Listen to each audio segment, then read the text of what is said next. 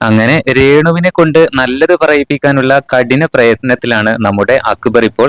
അപ്പോ രേണുവിന്റെ അടുത്ത് വന്ന് അക്ബർ നല്ല കൂളായിട്ട് സംസാരിക്കുന്നുണ്ട്. രേണു തിരിച്ചൊരു പാട്ട് പാടുകയാണ്. ആട്ടുകല്ലിൽ അരച്ച് നിന്നെ ദോശ ചുട്ടോളാം എന്നുള്ള ആ ഒരു പാട്ട് രേണു പാടുന്നുണ്ട്.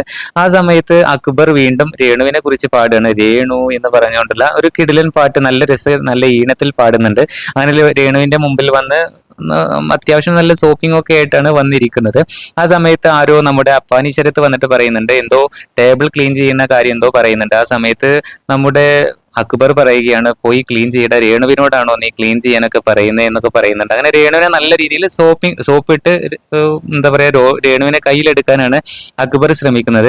എന്നാൽ രേണു കൂടുതലായിട്ടൊന്നും വഴങ്ങുന്നില്ല എന്നുള്ളത് വേറെ കാര്യം. എന്തായാലും ലാലേട്ടൻ കൊടുത്ത 8ന്റെ പണിയാണ് അക്ബറിന്.